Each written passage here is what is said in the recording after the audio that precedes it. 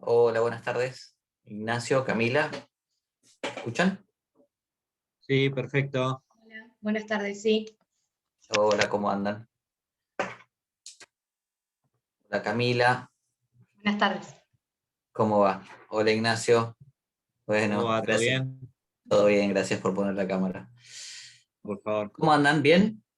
Bien, ahí voy a avisar al grupo porque se están Sí, conectando ahí con justo otro. yo lo mandé, porque había Ah, mandado otro Dale, link y estábamos teniendo dudas. Ahí dale, aviso. dale. Avisen y vamos sumando gente. Genial, ahí Ya, avisé. bárbaro. ¿Ya tuvieron clase con el doctor Jiménez ayer? Sí, sí, sí. Buenísimo. Eh, Seguramente muchos ya lo conocían de teoría constitucional, ¿no? claro, sí, sí. En mi caso, sí. Buenísimo. Bueno, por lo menos te aprobó. Si estás acá, está bien. Sí, sí, la pasamos, por suerte. ¿Con quién te contó con la comisión? A ver, contame. ¿Con qué profesores? Eh, Soraya y no me acuerdo, un chico bastante joven. Agustín, Agustín, Agustín Velasco, de Barba, No, no Francisco me suena. Barifi. Marifi, Francisco, exacto. Ah, bueno, toda buena gente, está bien. Sí, sí, Todo, todo bien, todo perfecto. todo, eh, la verdad que me corresponden las generales de la ley, como diríamos los abogados a mí, porque son todos amigos, pero la verdad que los conozco también como profesores, así que está muy bien. Bueno, veo que se van conectando, son un montón. El que pueda poner cámara un cachito antes de arrancar, así nos vemos. Después, si quieren, la podemos sacar porque vamos a pasar un power, pero así los voy registrando. Y de paso les voy a pedir otra cosita. Muy bien, Gianluca. Mira, Gianluca me da esperanza, porque tiene el capuchón de la Vic listo, o sea que tiene una lapicera y va a tomar apuntes. Qué grande, con anteojos y todo, muy bien. Eh, sé que les va a sonar una cosa de viejos, de viejo, digamos, pero es importante que tomen apuntes, a mano. Independientemente de que después leamos, aunque sean anotaciones no muy, no muy detalladas, digamos, pero que vayan anotando siempre algunas cosas y que después lo miren, siempre es bueno. Ayuda al proceso cognitivo, digamos. Eh, Siempre queda un poquito más, nos hace prestar más atención, sobre todo porque supongo que a ustedes les debe pasar lo mismo, ¿no? Estamos un poco saturados de la pantalla, del Zoom, y perdemos un poco a mí me pasa mucho cuando digamos, en los cursos o en las conferencias que me toca hacer escucha, pasa que hay momentos que me pierdo. En lo presencial también nos desconectamos, ¿no? Pero me parece que en lo virtual, por lo menos después de un año entero con la saturación que estamos teniendo, es más fácil. Entonces, siempre que tengamos una lapicera y un papel y anotemos algunas cosas, nos ayuda a ir siguiendo el hilo. Así que bueno, voy a hacer una pasada más por las pantallas, a ver quién más anda por acá. En el aula virtual somos un montón, somos 71 estudiantes hay matriculados. Así que bueno, va a ser una cursada muy, muy numerosa. La idea, no sé qué les contó el doctor Jiménez ayer. ¿Les contó algo de la cursada?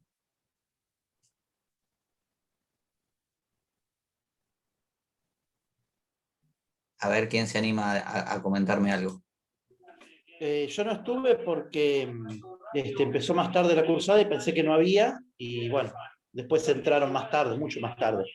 Bueno, para esos casos lo que vamos a hacer es vamos a recuperar las grabaciones, que aparte, ustedes saben que están en el canal de YouTube igual del centro, pero nosotros lo que además hacemos generalmente es recuperarlas y ponerlas en el campus, así las pueden encontrar más fácil y las tienen a mano. Pero alguno que haya estado eh, con Nos todo, dijo que los parciales iban a ser virtuales, múltiple choice, ¿no? sí, y que iba a dar Bien. algunos trabajos prácticos en el transcurso de... Exacto, esa es la idea.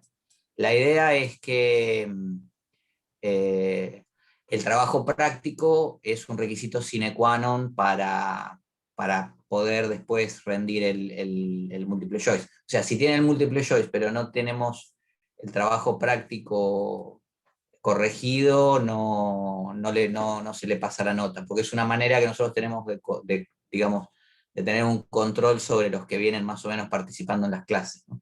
Los trabajos prácticos no son complicados, para nada, no son eliminatorios tampoco, ¿no es? Pero sí hay que entregarlos en la fecha indicada, y eso nos permite también que ustedes no lleguen a la semana del parcial, como suele suceder, eh, digamos, un poco desconectados de la cursada, y eso hace que vayan a tener que leer todo el último día, o que por ahí se jueguen a hacer el múltiple choice sin leer, que eso obviamente que puede pasar. Eh, Obviamente que ahí tienen siempre menos chances de aprobar, pero nuestra idea es que sigan un poquito la cursada, incluso para hacernos la más entretenida a nosotros, ¿sí? Si vamos nosotros conversando en las clases, siempre es mucho más interesante. Conversando en cuanto se pueda, ¿no? Está claro que la virtualidad a veces es un freno. Acá Mariano pregunta: los que no estamos en el campus, ¿cómo entregamos los trabajos prácticos? Bueno, deberían lograr estar en el campus, porque si no están en el campus no van a poder hacer tampoco el parcial, y por lo tanto no les vamos a poder pasar la nota. En todo caso, háblenlo con los chicos y las chicas del centro. Supongo que eso se va a arreglar a lo largo de esta semana y la próxima. Y si no, obviamente, bueno, vamos a buscar el canal para que eso pueda ser posible. Pero si no están en el campus, para nosotros no van a estar matriculados en la cursada, ¿sí? Bueno, yo a veces esto lo hago muy largo, voy a tratar de ser lo más puntual que pueda, sobre todo porque ustedes ya conocen, digo, por lo menos por lo que me dijo Ignacio, si los que ya cursaron teoría con el doctor Jiménez y con alguno de los profes de la cátedra del doctor Jiménez, la dinámica siempre es más o menos parecida. Acá cambian dos o tres cuestiones. Primero cambia un poco la bibliografía, ¿sí? La bibliografía no está tan centralizada como en teoría constitucional, que tienen los dos tomos del doctor Jiménez y que pueden ir siguiéndola paso a paso. Acá está un poco más, para usar un término de control de constitucionalidad, está un poco más difusa, ¿sí? Y hay que ir complementándola. Igual en el campus, en cada clase, nosotros vamos cargando la bibliografía correspondiente, y mientras, digamos, estemos en contacto vía Zoom, nos pueden ir preguntando, y en el campus, obviamente, que también nos pueden mandar mensaje y podemos ir intercambiando ahí, así que en principio no debería haber problema. ¿Por qué les digo que la bibliografía está más difusa? Porque, bueno, tenemos por un lado el Manual Crítico de Derechos Humanos que escribió el doctor Juan Carlos Blasic, que es el titular de la materia, y que el programa está hecho en base básicamente al contenido de ese libro. Y después tenemos el tomo 2 del doctor Jiménez, ¿sí? Que son los derechos específicos, ¿sí? Ustedes en teoría ven el tomo 1 y el tomo 3. Acá vamos a abordar en bastantes bolillas, sobre todo de la segunda parte, el tomo 2. ¿Sí? Lo que pasa es que por ahí en el tomo 2 ahí les va a faltar algunos temas que se desarrollan en esta primera parte de la cursada. En el primer parcial entran de la bolilla 1 a la 6, ¿sí? O del módulo 1 al 6. No sé si vieron todos el programa de la materia.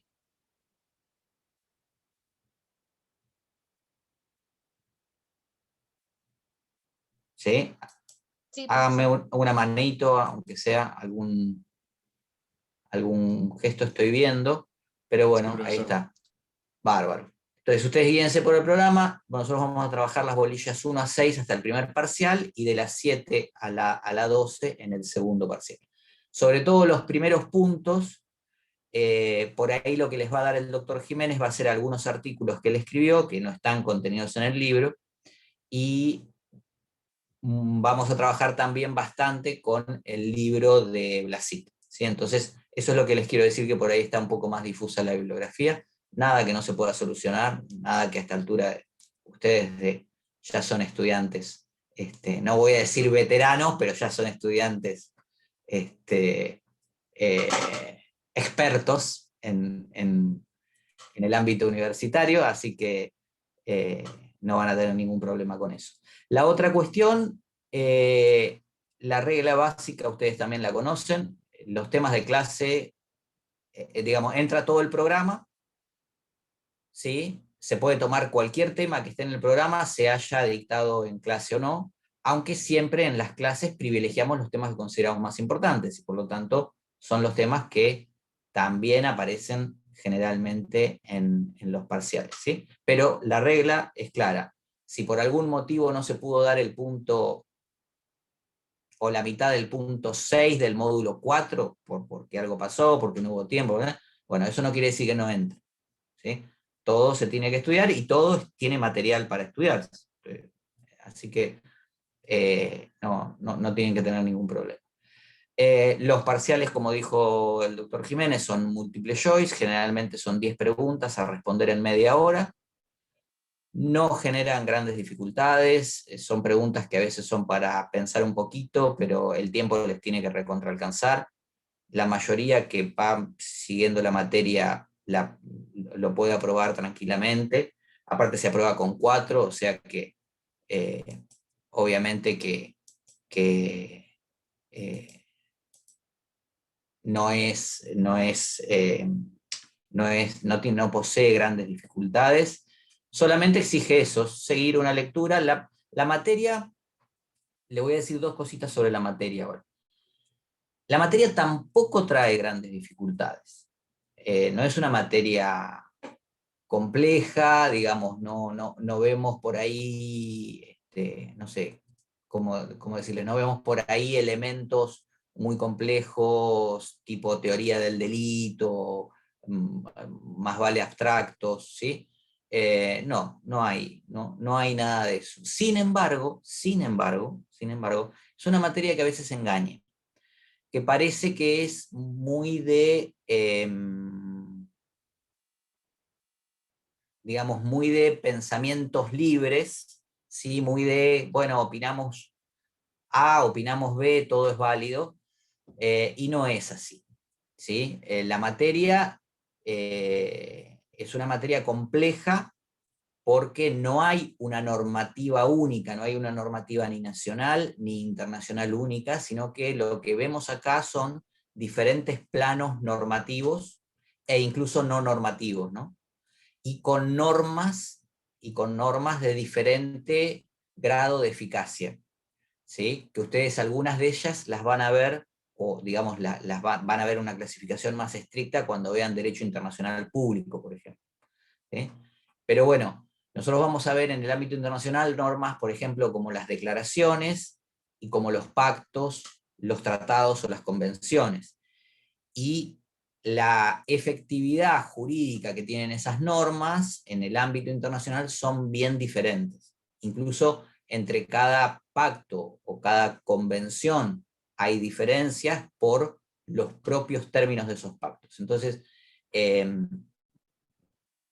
si ustedes digamos, lo ven medio rápido, esos planos rápidamente se pueden confundir y van a tener, por decirlo de alguna manera, una ensalada que no les va a clarificar nada. Entonces, si bien la materia tiene un gran peso digamos, en lo que es la base teórica y filosófica, que da un poquito más para tener posiciones no cerradas, ¿sí?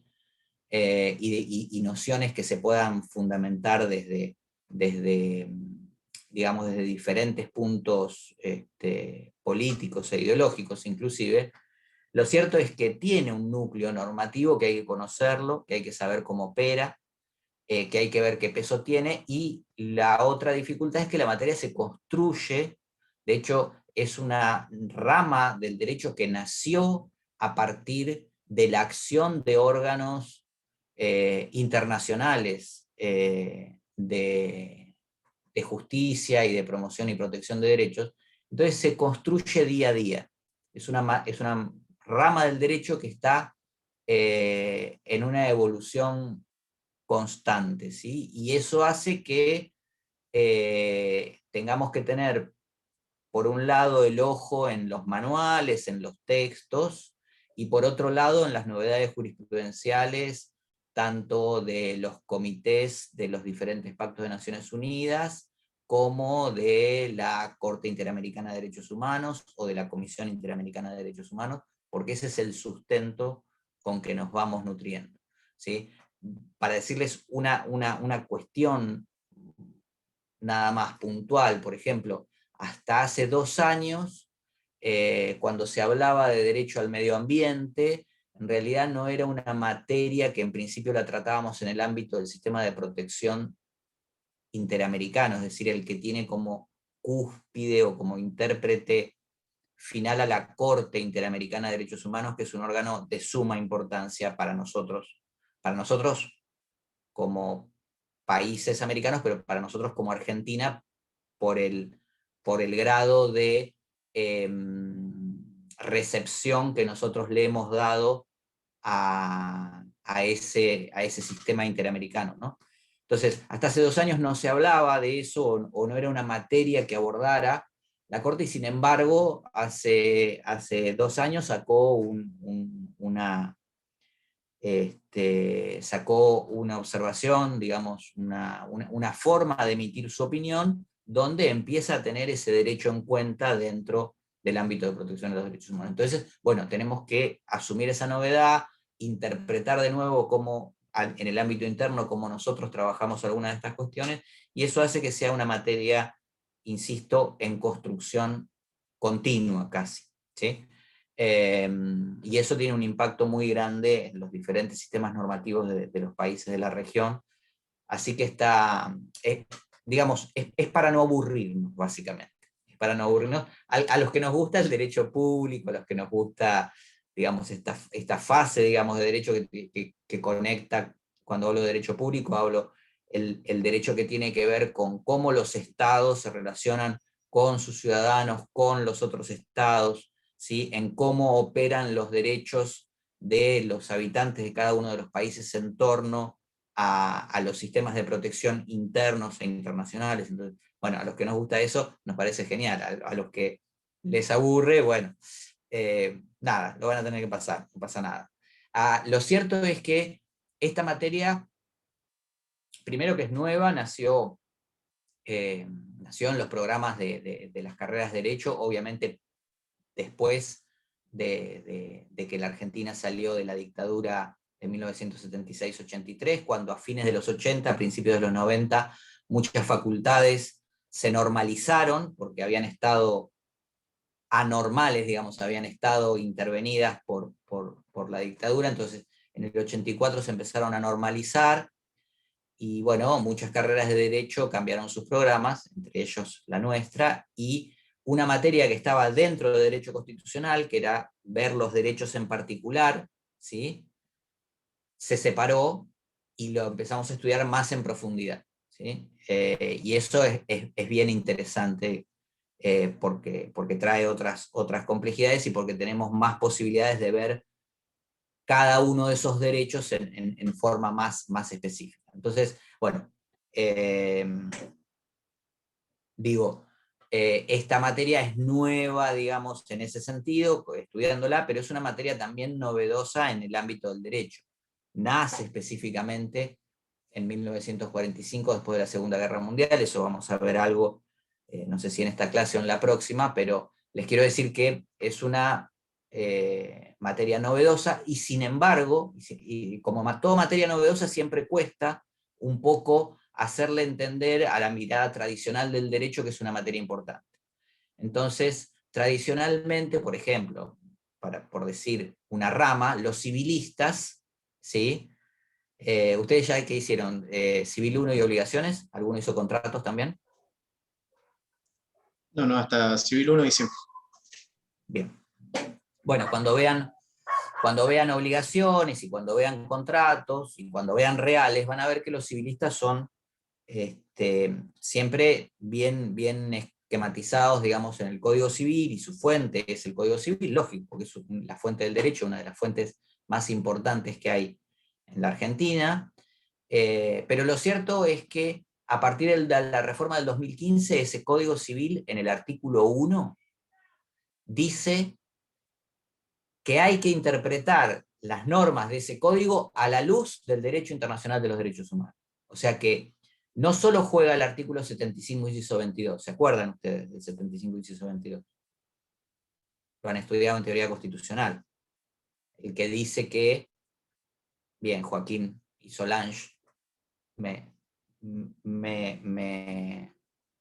aclaran que sí, claro, el que dice que para nosotros determinados tratados de derechos humanos tienen jerarquía constitucional. Bueno, no solo tienen jerarquía constitucional, sino que además ahora el Código Civil dice, le está diciendo a los jueces de cualquier punto del país que tengan que resolver cualquier cuestión que tenga que ver con el Código Civil y comercial ahora, ¿sí? Le está diciendo, bueno, ojo que esta es la fuente del derecho para su materia, pero también tiene que tener en cuenta el derecho internacional de los derechos humanos. Entonces, ha sumado una importancia fundamental, ¿sí? Y por eso, insisto, aparte de que porque estamos nosotros y somos los profes de la materia y nos gusta darla, le tenemos que dar bolilla. Y porque además yo siempre digo otra cosa, y juro que con esto, creo, si no tienen ustedes preguntas, termino la introducción. Es una materia transversal. ¿Qué quiere decir? Cuando vemos derecho penal, bueno, vemos derecho penal, estamos exclusivamente hablando de un ámbito, ¿no?, de la sociedad muy específico, que actúa con un código que en realidad es un código bastante corto, ¿sí? 300 y pico de artículos, si bien tiene muchas leyes especiales. Y bueno, nos podemos mover en ese ámbito, ¿sí? Ahora, o lo mismo cuando vemos el derecho comercial o el derecho laboral, ¿sí? Que si lo pensamos, bueno, hay innumerables normas laborables, pero su base está en la ley de contrato de trabajo, que tampoco llega a, que tiene 200 y pico de artículos también, digamos, ¿no? Está bastante circunscripto a ese ámbito, aunque cada ámbito ahora digamos, va rompiendo un poquito fronteras porque la sociedad lo está haciendo así también. Pero lo cierto es que los derechos humanos no. Ustedes van a ver que hay derechos humanos en el ámbito del derecho privado, tanto civil como comercial. Por ejemplo, casi nada del derecho a la propiedad se juega ahí, en ese ámbito, ¿no?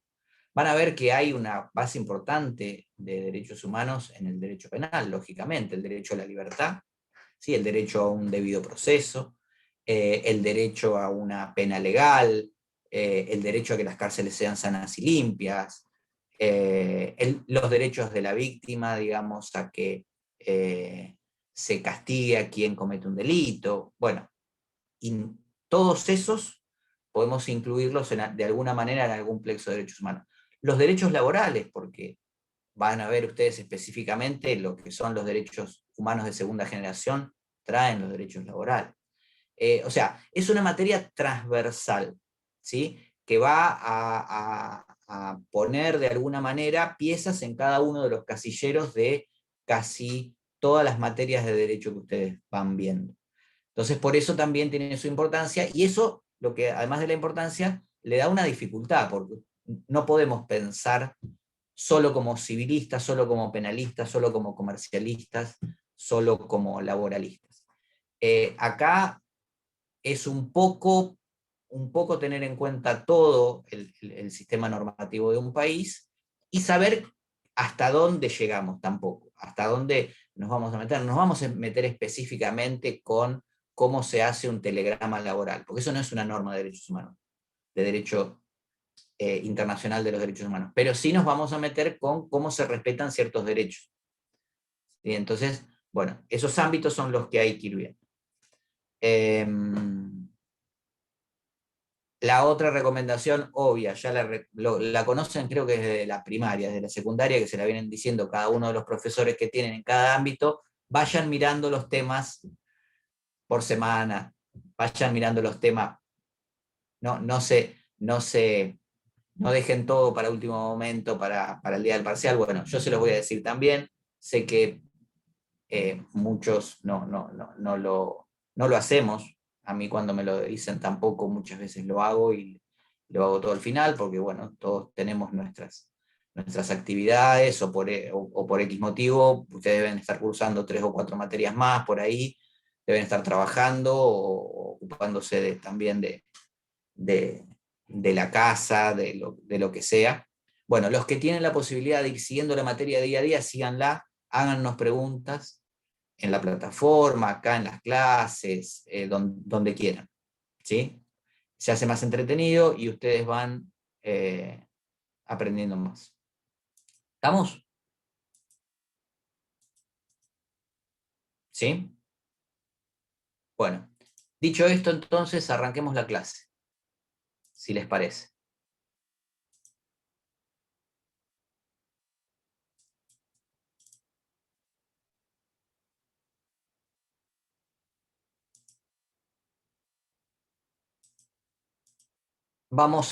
Nosotros, yo no hice el repaso por el programa, pero ustedes tienen bolilla 1, bolilla 2, bolilla 3 y bolilla 4. La bolilla 1 y la 2 son los aspectos introductorios,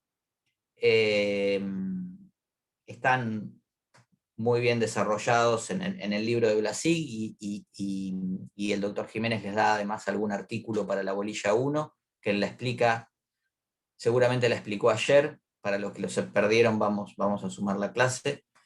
La bolilla 2 también tiene aspectos introductorios, los principios que rigen los derechos humanos, que son principios que nos sirven para interpretar cómo juegan los derechos humanos, y la bolilla 3 es la bolilla de carácter histórica, ¿sí? Que seguramente la va a desarrollar Soraya Char, que también es bastante importante que la tengan presente.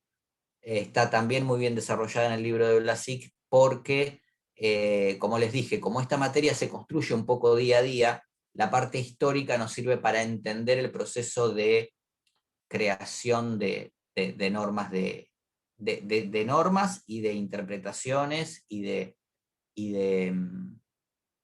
aspectos relevantes de la teoría general de los derechos humanos. Fundamentalmente porque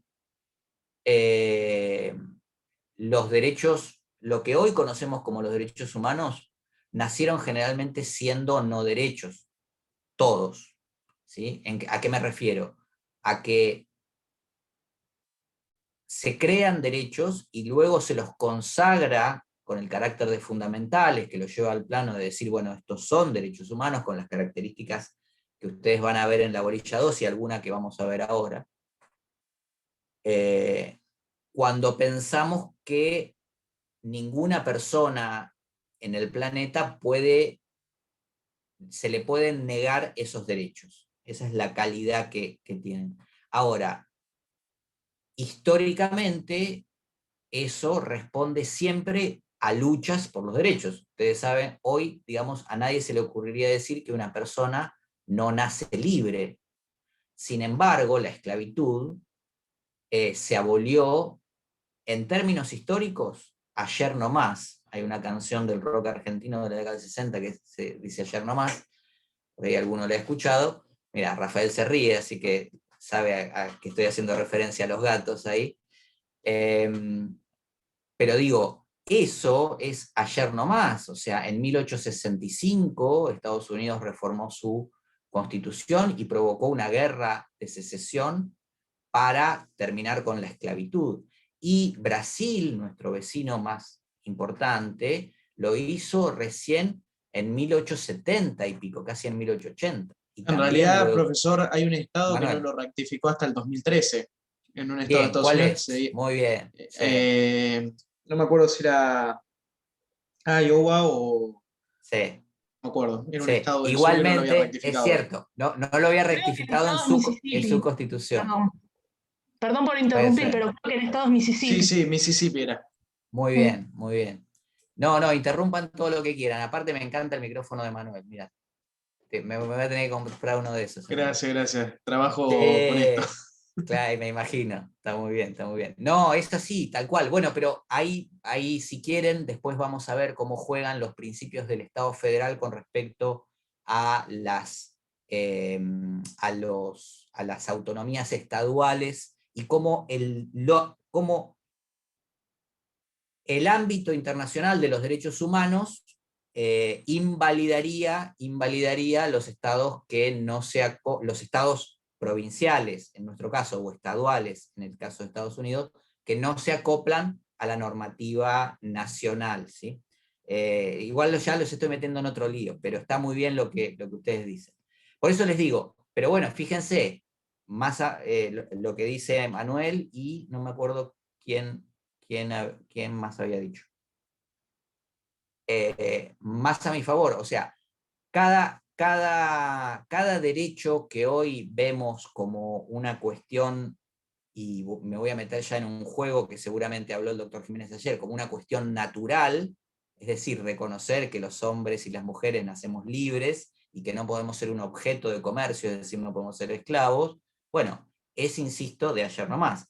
Sin duda, si lo ponemos en el plano de los derechos de la mujer, más aún, ¿no? Hace en muchísimos países mucho menos de un siglo que a las mujeres se les reconoció el derecho al voto, ¿sí?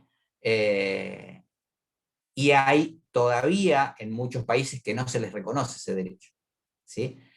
O no se les reconoce su derecho el derecho a tener su propio patrimonio. Bueno, en Arabia Saudita están discutiendo si las van a autorizar a manejar, por ejemplo. Digo, solo para poner dos ejemplos de que los derechos humanos que hoy muchas veces están consagrados en el ámbito nacional e internacional, y que hoy vamos a ver algunas de las características que tienen, son siempre, fueron y van a ser, digamos, los que se promuevan en el futuro, productos de las luchas. Hoy, por ejemplo, de las luchas de personas que evidentemente en determinado momento histórico y en determinados contextos históricos vieron negados esos derechos, ¿sí? Hoy, por ejemplo, es un derecho humano consagrado nacional e internacionalmente el derecho que tenemos los hombres y las mujeres a sindicalizarnos, ¿sí? Y sin embargo, hace nada, primera década del siglo XX, es decir, hace 100 años, los sindicatos estaban prohibidos, eran asociaciones ilícitas, ¿sí? En muchísimos países occidentales, incluido el nuestro. Entonces, bueno, ¿por qué cambia? ¿Por qué tan radicalmente de algo que está prohibido a algo que se consagra como derecho humano? Bueno, lo que va cambiando obviamente es la sociedad, y lo que va cambiando es el empuje de sectores que evidentemente son víctimas de alguna injusticia, y que logran revertirlo. Primero, primero protestando, obviamente, y luego logrando que los diferentes ámbitos nacionales e internacionales ejerzan su posibilidad de modificar las normas y consagren esos, no voy a llamar derechos, esos reclamos antes reprimidos, como por ejemplo el sindicalizarse, ¿sí? Que los logren transformar en derechos, ¿sí? En derechos que tienen además, y acá ya me meto en la cuestión central, tengan en cuenta que cuando nosotros decimos que determinada prerrogativa que tenemos los habitantes, o un conjunto de habitantes, son derechos humanos, ahí ya automáticamente, y esto es una clave importante, insisto, lo vamos a profundizar un poquito ahora, es una clave importante, automáticamente los estados tienen la obligación de protegerlos, promoverlos y hacerlos efectivos, ¿sí? O sea que el hecho de que una prerrogativa sea efectivamente reconocida como derecho humano trae, insisto, esa obligación de los estados. El primer escalón es la protección, es la protección, la segunda la promoción, y la tercera, digamos, la efectividad, ¿sí? Después vamos a ver cómo juegan esos escalones, pero se los anticipo ahora porque venía el caso. Bueno, ahí está mi nombre, por si igualmente estaba logueado abajo. Yo no me presenté. Para los que no me conocen, soy abogado recibido en la misma universidad que están estudiando ustedes, hace muchos años, ¿sí? Y hace también varios años, aunque no tantos, que le estoy dando una mano al doctor Jiménez en la cátedra, porque nos conocemos hace mucho, porque de alguna manera me formé con él en sus equipos de investigación y hacemos muchas actividades en conjunto, siempre gracias a la generosidad del doctor Jiménez, obviamente que cuando yo me recibí, él ya era un profesor de esta casa y ya tenía en imprenta sus libros, y bueno, siempre es un gusto colaborar con él, así que hace, no recuerdo, 4 o 5 años me sumé a la cátedra, que ya estaba integrada por el doctor Jiménez y por José Luis Cerillo, que hace más años que yo que está en la cátedra, y que es un gusto compartir con ellos, y ahora con Soraya en esta cátedra. Yo, digamos, ejerzo la profesión, así que complementamos miradas, ¿no? Entre el grupo docente, o sea, Jiménez como juez ve algunas cuestiones desde una perspectiva lógicamente lo que nosotros llamamos del otro lado del mostrador, o para ellos, o para él, de su lado del mostrador, y nosotros desde afuera vemos por ahí la perspectiva del otro lado del mostrador, la perspectiva más cotidiana a veces. Y José Luis Cerillo tiene además la ventaja de que, además de ser abogado, digamos, en la profesión como yo, actualmente es funcionario de la provincia de Buenos Aires en un ámbito de derechos humanos, o sea que ve cómo la cuestión de la operatividad de los derechos humanos se juega diariamente digamos, en las políticas públicas, ¿no? Y aparte ha sido también en la administración municipal de hace dos administraciones, digamos, había sido secretario de Derechos Humanos, así que también tiene un gran conocimiento y una gran práctica en la materia. ¿Por qué les digo este panorama? Bueno, Soraya, ni hablar, la conocen ustedes de Constitucional, y también trabaja en la Cámara con el doctor Jiménez, y también tiene una gran experiencia de mirar del lado del Poder Judicial los reclamos de derechos humanos, sobre todo en varios aspectos que son puntuales. Ella casi es especialista además de ser especialista en derechos humanos, digo, específicamente en materia previsional, ha trabajado mucho con amparo de salud siempre, o sea, es una profe que conoce mucho de esos temas, ¿Por qué les hago este panorama? Para que le hagan preguntas, para que los aprovechen, ¿sí? No van a tener otra materia como esta. Después, al que le guste la materia, si quiere, después va a tener que cursar posgrados, pero muchas de las cosas que se ven acá, de la forma en que se ven acá, no porque se vean mejor o peor, sino desde el prisma de la teoría general de los derechos humanos, se ven nada más que acá y por ahí en otras materias no. Entonces, nada, siempre cruzarse con profes que les gusta lo que dan, como estoy seguro que somos los 4 que estamos acá, y que tienen tanto conocimiento, y eso no lo digo por mí, lo digo fundamentalmente por el doctor Jiménez, por el doctor Cerillo, aprovechenlos, digo, sí, pregunten todo lo que tengan que preguntar, traten de no perderse las clases, si no, de última vean las grabaciones, vean el material que se coloca, etcétera, etcétera. Listo, ¿alguna pregunta? ¿O dejo de hacer cháchara y voy a la clase? Por lo visto dejo de hacer cháchara y voy a la clase. Bueno, lo que nosotros vamos a ver acá es el primer punto de la bolilla 4, ¿sí? Que habla de la universalidad de los derechos humanos. La universalidad de los derechos humanos es una de las características básicas, ¿sí? Que no es obvia, pero no es tan obvia. ¿Por qué es obvia? Digo, bueno, porque ustedes van a decir, sí, profe, está claro que, por ejemplo, lo que dijimos hace un rato, hoy nadie discute que todas las personas que nacen son libres, o por lo menos tienen derecho a la libertad individual. Sin embargo, la pregunta es, ¿se cumple eso? Es una pregunta que les hago a ustedes. ¿Se cumple, no se cumple? ¿Es tan obvio que es así? No sé si alguien se anima a Profe, por decir ahí algo. con el tema de la esclavitud, no me parece que sería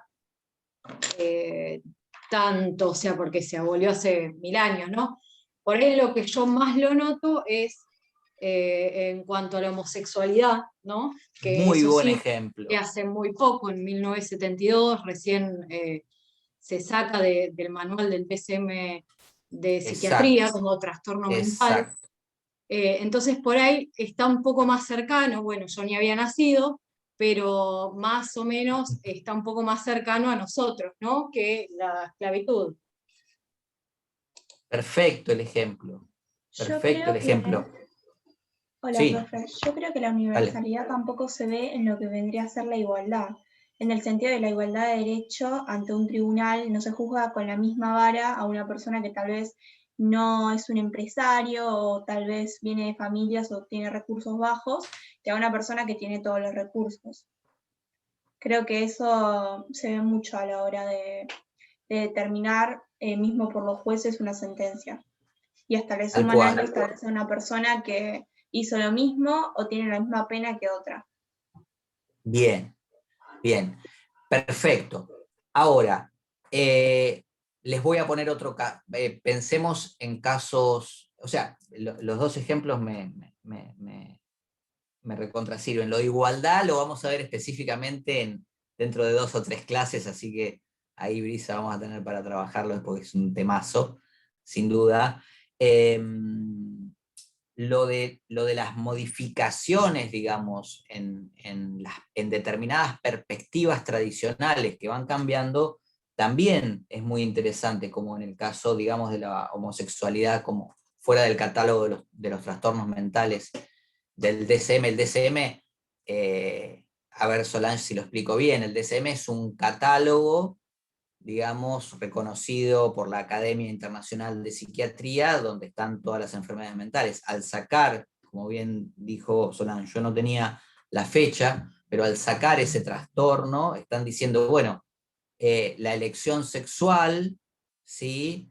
Ya no tiene absolutamente nada que ver con algún trastorno, con algún trastorno psiquiátrico, y por lo tanto no vamos, fíjense que es súper relevante eso, no vamos a tratar a esta persona primero como enfermo, pero peor aún, creo que fue recién hace, mirá, si no fue el año pasado, fue el anteaño, que India lo dejó de tener como delito.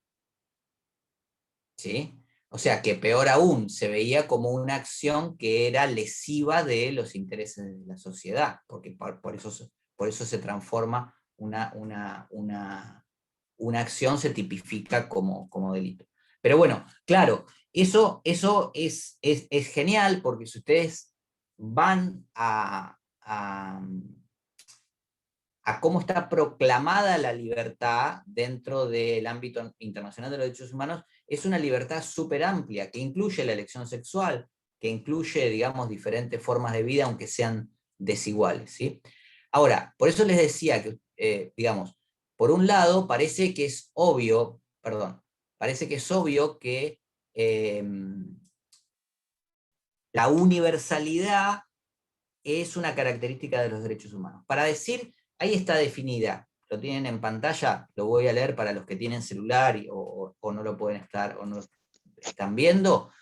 Dice, la universalidad es la característica de los derechos humanos por los cuales los mismos, me comí la S ahí, vamos a corregirlo después, los mismos son comunes a todas las personas y significan lo mismo para todas ellas. Esto es importante porque es una doble vertiente de la universalidad. Primero, en cuanto a quienes abarca. Toda persona humana tiene estos derechos humanos, los que vamos a subir al catálogo. Ahora vamos a ver cuál va a ser el catálogo. Pero en principio, toda persona humana tiene estos derechos humanos, sea varón, sea mujer, sea intersexo, sea blanco, negro, amarillo, rojo, sea musulmán, cristiano, judío, protestante, cristiano ortodoxo o ateo, o no sea nada, o budista, me estoy olvidando del budismo, o hindú, es decir, hinduista, o sea argentino, tailandés, sueco o nigeriano, ¿sí? Esos derechos humanos, si el derecho es A, por ejemplo, si dicen todos los derechos humanos tienen el derecho, toda persona humana tiene el derecho a A, bueno, ese A, ¿sí?, es común para todos ellos. Y eso implica la primer gran obligación en el ámbito de los derechos humanos, que un Estado no le puede negar ese derecho a por ninguna de estas características. Para hacer un ejemplo muy concreto, si todos los seres humanos tenemos derecho a obtener nuestra licencia de conducir legalmente, ¿no? Que en realidad eso es un subderecho del derecho a la libertad que tenemos, de la libertad individual, que implica la libertad de tránsito y de locomoción, ¿sí? Que a alguien, como en Arabia Saudita, digamos, por el hecho de ser mujer, le nieguen ese derecho, bueno, en principio es una clara violación a este concepto universal de los derechos. Ni por ser mujer, ni por ser de Arabia Saudita, ni por ser musulmana, ni por ser de menos de 1,60 m o de más de 1,90 m, ni por ser de 100 kilos o de 50 kilos. ¿Se entiende? Ninguna característica puede hacer que ese derecho les sea negado, en principio, ¿sí? ¿Por qué? Porque son comunes a todas las personas. Y la otra cuestión es, la otra vertiente importante es que significan lo mismo para todas ellas. Por ejemplo, si tenemos derecho a la libertad de opinión, ese derecho incluye que nosotros podamos opinar y que nadie nos pueda penalizar por las opiniones que tenemos, ¿sí? Esto lógicamente tiene una barrera cuando la opinión se puede transformar en un tipo penal, ¿no? Como puede ser el de injurias o el de calumnias, o el de apología del delito, ¿sí? Pero mientras no crucemos esa barrera, en cualquier país del mundo, sea China, donde está bastante limitada, sea Argentina, donde es bastante amplia, Estados Unidos, donde también es bastante amplia, o Cuba, donde es bastante restringida, en realidad la libertad de opinión significa lo mismo en todos esos países. Que los estados lo cumplan o no lo cumplan es otra cuestión. Obviamente nosotros tenemos que tratar de hacer que los cumplan, está claro eso, ¿no? Pero no es que en Cuba la libertad de opinión significa, la libertad, sí, la libertad de expresión significa otra cosa que en Argentina. No, el sustento básico, los modos, la forma de expresarse ese derecho, tiene que ser común para todos, ¿sí? Insisto, esto nos lleva a la cuestión después, si se cumplen o no se cumplen, ¿qué pasa? Fíjense, ¿vamos bien hasta ahora? Háganme algo, un signo, Sí, bien. perfecto. Bárbaro. Nosotros tenemos un catálogo básico para todo el planeta, que es la Declaración Universal de los Derechos Humanos. Esa Declaración Universal la adoptó la Asamblea General de las Naciones Unidas el 10 de diciembre de 1948, con el voto, ahora lo vamos a ver más adelante, de 58 países, de los cuales 51 votaron a favor y 7 u 8 se abstuvieron, nunca me acuerdo bien exactamente el número. Y dijeron, este catálogo de derechos, siempre ténganlo a mano para esta materia porque es práctico. Primero, después vayan a mirarlo, digamos, ¿no? Y después ténganlo a mano para la materia porque es muy práctico. Este catálogo de derechos, 30 artículos, dicen, bueno, es lo básico que todo Estado le debe respetar y garantizar a cualquier persona, sea nacional de su Estado o no. Y acá vamos a una característica importante. ¿Por qué aparece ahí un señor que se llama René Cassin, que era un jurista francés?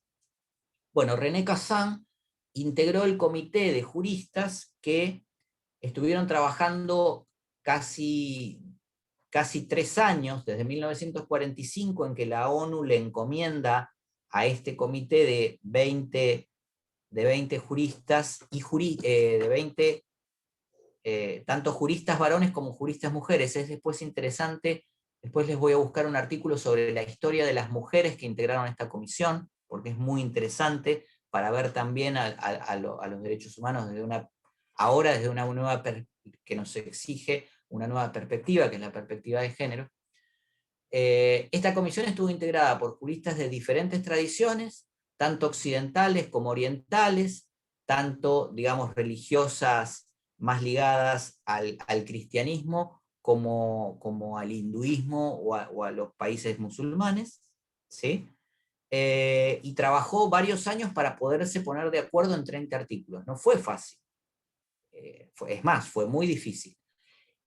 René Cassin, que le integraba la Comisión por Francia y que de alguna manera lideró bastante las sesiones del comité junto con Eleanor Roosevelt, que fue la presidenta de la comisión, fíjense que era mujer, norteamericana, que tuvo un rol muy importante en poder políticamente llevar las riendas de tan diferentes culturas, poniéndose de acuerdo en un ámbito para todas las personas del mundo. Bueno, René Cassin plantea, primero ellos pensaban hacer una declaración internacional de derechos humanos. Y René Cassin plantea algo muy interesante, que es lo que nos lleva a hablar de esto hoy, digamos, de esta característica, y digamos que está en el centro además de la noción de la teoría general de los derechos humanos, que es que no podía ser internacional la declaración, porque internacional supone un Estado relacionándose con otro Estado.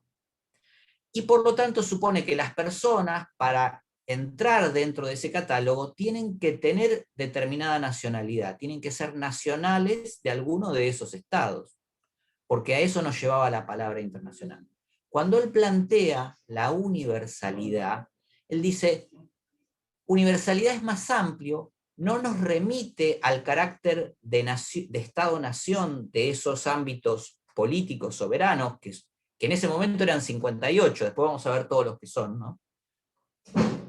Dice, y esta declaración excede que una persona para tener estos derechos tenga que tener la nacionalidad de un Estado.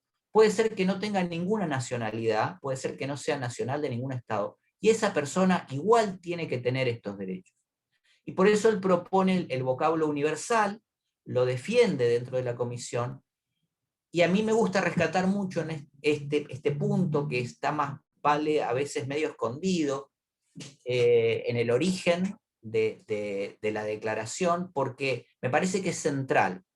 Fundamentalmente hoy, porque si ustedes ponen en Google apátridas, por ejemplo, van a ver que hay muchas personas que no tienen nacionalidad, que son apátridas, y que tienen la protección del ámbito internacional, un poco gracias a esta noción, y que inclusive es tan interesante que en las Olimpiadas de Río compitieron sin una bandera nacional, que fue la primera vez que pasó eso. Es decir, estaban las medallas de, no sé, o sea, los equipos de Argentina, Estados Unidos, España, Cuba, China, y estaban los atletas que competían sin bandera nacional, los apátridas que tuvieron su desfile, ¿sí? Y que la verdad que no me acuerdo ahora si ganaron medallas o no, pero si ganaban medallas contaban en el medallero no para ningún país, sino para ese sector. Bueno, ¿qué les quiero decir con esto? Que una persona no puede limitar su reconocimiento de derecho a que sea nacional de un Estado. Y esto es un gran acierto en la denominación que propone René Cassin. Entonces, universalidad significa, no importa de qué nación seas, qué altura tengas, qué color de piel tengas, qué sexo biológico tengas y qué orientación sexual tengas y cómo te autopercibas ni de qué clase social seas, el derecho X es lo mismo para vos que para cualquier otro y no te lo pueden negar por esa condición. ¿Sí? De eso nos habla la universalidad. Ahora, genera un gran problema la universalidad, que es el que trata el primer punto. Porque si nosotros, lo que hace la universalidad es homogeneizar los derechos.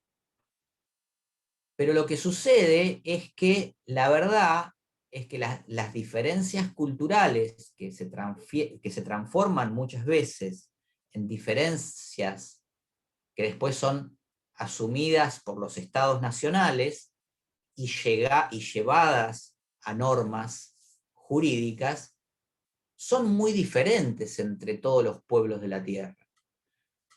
No solo por lo religioso, sino por el desarrollo histórico de cada pueblo, por las diferencias en cómo cada pueblo va sumándose a diferentes etapas históricas que nosotros desde un occidentalismo puro llamamos generalmente evolución, ¿no? Entonces nosotros vamos a pensar que un pueblo nómade de la estepa de Medio Oriente, por ejemplo, todavía es un pueblo menos evolucionado que nosotros, que hace muchos miles de años nos convertimos en pueblos sedentarios, es decir, instalados en un lugar fijo, y que por eso establecemos diferentes normas de cultura. Ahora,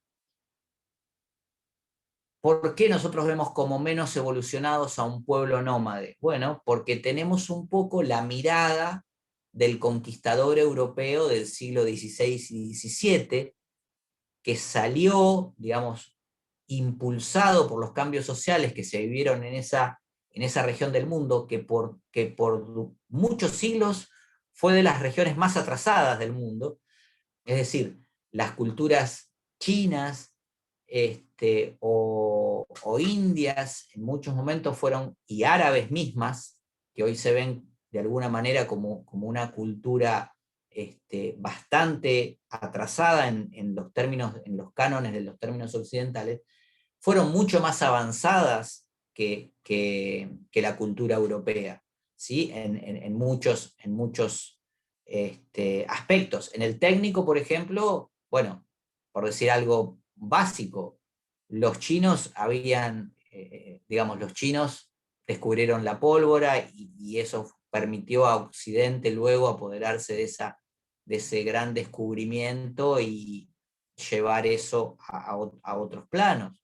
Pero en realidad también habían inventado el papel moneda mucho antes, habían inventado una especie de imprenta, por más que nosotros pensemos en la imprenta de tipos móviles de Gutenberg como el primer gran invento.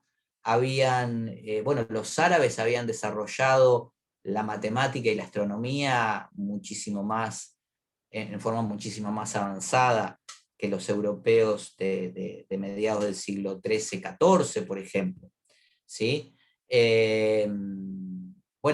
El cero, digamos, que revoluciona de alguna manera las matemáticas, tiene su origen en India y es traído a Occidente de la mano de los árabes, ¿sí? Que permite dejar de lado la complejidad de los números romanos que rigieron durante varios siglos en Europa.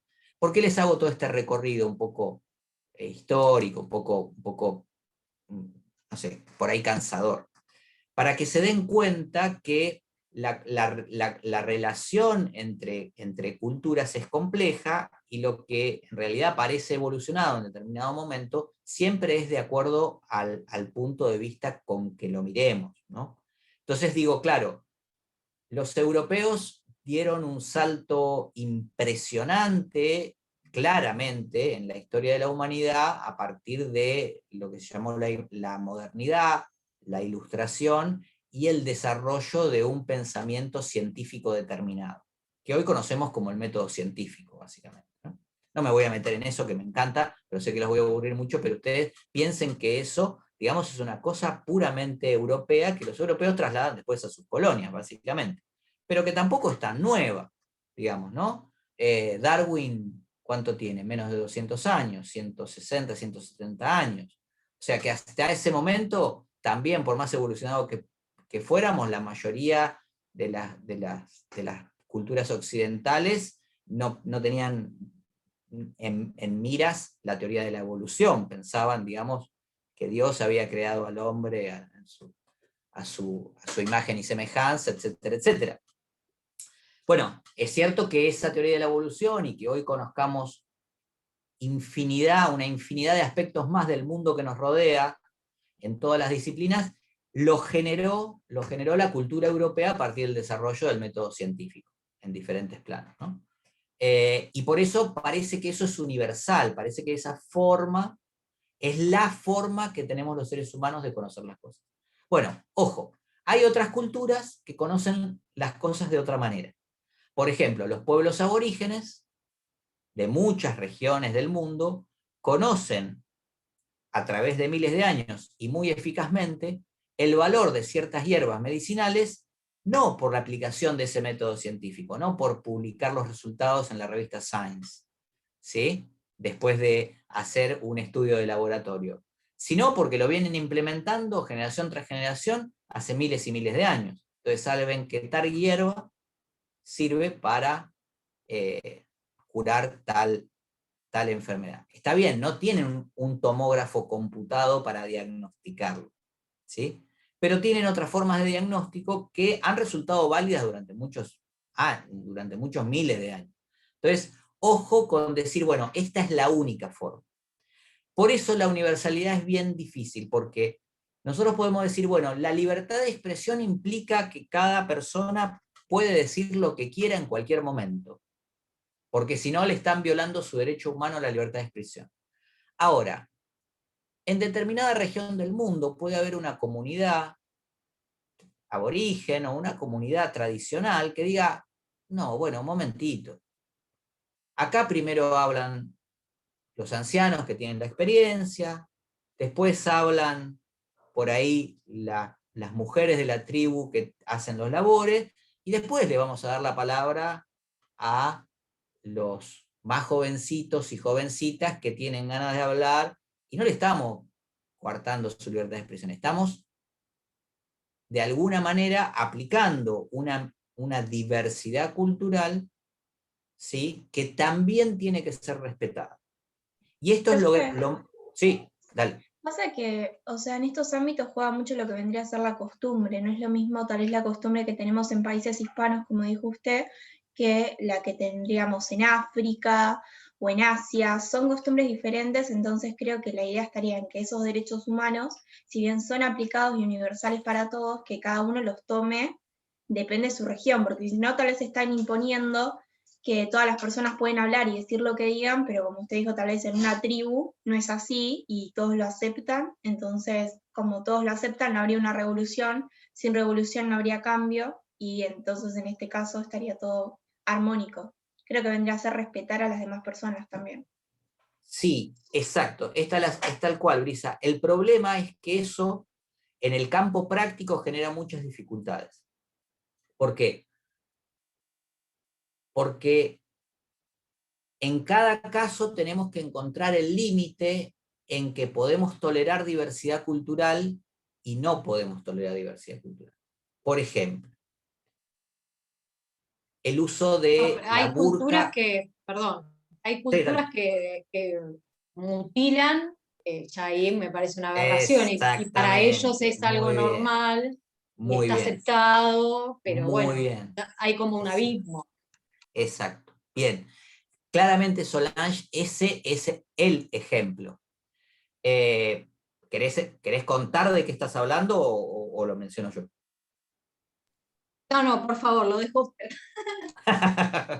Bueno, Solange está hablando de aquellos pueblos, generalmente están en el centro de África, que tienen como costumbre ancestral la oblación de órganos sexuales femeninos. ¿Sí? Claramente, eso está en el centro de la discusión entre universalidad y diversidad de los derechos humanos desde hace mucho tiempo, y claramente esos son los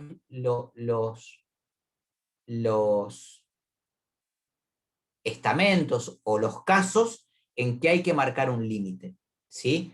Y hay que marcar un límite también asumiendo que puede ser que nosotros en algún momento, digo nosotros un poco como la cultura occidental, que es la que más refleja ese catálogo de derechos humanos, está imponiendo condiciones. Y acá, como dice Solange, yo lo comparto, me parece, hay que imponer condiciones y hay que decir, no, esta práctica, por más que sea ancestral, por más que esté enraizada en la cultura de ese pueblo, tiene que ser prohibida y tiene que ser penalizada. ¿Por qué? Acá tenemos un claro choque de derechos. Por un lado, todas las personas humanas tenemos un derecho humano a que se nos respete nuestra integridad física. ¿Sí? Nadie me puede mutilar y nadie me puede poner, no sé, un aro que me deforme el cuello o un límite o una plancha que me limite el crecimiento de los pies o un aro que me agrande la oreja o no sé, o algún elemento que me mutile o que me cercene de algún modo el físico, causando dolor, obviamente, y que lo hagan por una imposición cultural. ¿Sí? Si yo, una vez que tengo capacidad de decidir, capacidad legal de decidir, me quiero agrandar la oreja, ponerme 8000 pins, atravesarme la nariz, no sé, hacer cualquier cosa, siempre que no perjudique a terceros, lo podría hacer. Ahora, que siendo un niño o una niña me mutilen por una imposición, por una costumbre cultural, esto hoy en el mundo es un límite. Hasta hace muy poquito tiempo lo discutíamos todavía si era un límite. Hoy es un límite, porque por un lado tenemos el derecho a la integridad física, el derecho al respeto de los derechos de los niños, niñas y adolescentes, que incluye la integridad física de esas personas, y obviamente el derecho a decidir sobre su propio cuerpo. ¿Sí? Pero incluso... Sí, Brisa. Otro ejemplo se podría dar en la India, donde casan a nenes con personas adultas por cambio económico. Creo que ese sería otro ejemplo. Clarísimo. Cosas que no se tendrían que permitir. Clarísimo. Exacto. Exacto. Tal cual. Son todas ejemplos, si quieren, un poquito extremos que tensionan esta cuestión. Entonces, yo siempre cito a Fabián Salvioli. Yo les voy a colgar un par de conferencias. Fabián Salvioli es un profesor argentino de la Universidad de La Plata. Obviamente es especialista en derechos humanos, fue 8 años presidente del Comité de Derechos Humanos de la ONU. Actualmente es comisionado de la ONU para la justicia retroactiva, digamos, para memoria, verdad y justicia. Bueno, es un hombre obviamente muy formado teóricamente, pero él es claro en cuanto a la acción política de los estados. Dice, bueno, nadie se puede refugiar en la idea de diversidad cultural para violar derechos humanos. Entonces nosotros tenemos que ser claros. Se tienen que respetar, lógicamente, como dice ahí el artículo 27 del Pacto Internacional de Derechos Civiles y Políticos, que es un pacto del ámbito ONU, que vamos a ver después el peso específico que tiene, y que para nosotros, insisto, siempre lo voy a recalcar esto, para nosotros tiene jerarquía constitucional. Entonces los estados tienen que respetar a sus minorías étnicas, religiosas, lingüísticas, ¿sí? Dentro de su ámbito, y por eso no pueden hacer diferencias. Ahora, tampoco eso genera que puedan permitir una clara violación, como en estos dos casos que estamos viendo, pero también como otras. Por ejemplo, el hecho de negarle el voto a las mujeres por su condición de mujeres. ¿Sí? Porque también, vamos, en el algoritmo de búsqueda de Google me va a salir todas las veces que mencioné Arabia Saudita y me van a terminar rastreando, pero digamos, Arabia Saudita tranquilamente podría decir, bueno, acá las mujeres no votan porque nosotros tradicionalmente le damos otro rol a la mujer, y la intervención de los asuntos políticos está reservada para los hombres. Y las mujeres lo aceptan. Y las mujeres no quieren votar, porque esa es otra cosa, nos podrían decir eso. ¿Sí? Bueno, señores, hoy, a esta altura de la historia de la humanidad, no es suficiente. No es suficiente argumento eso. ¿Sí? Porque para algo vamos creando, digamos, nuevas regulaciones sobre nuevos reconocimientos que lo que hacen en general es darle beneficios a las personas, beneficios para que puedan siempre tener caminos de vida más amplios, mayores elecciones.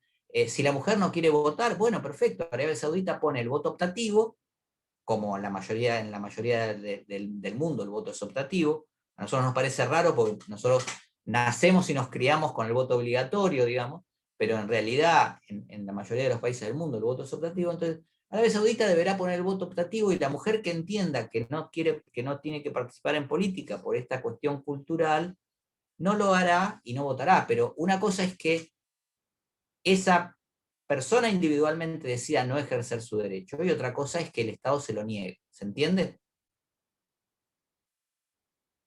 ¿Sí?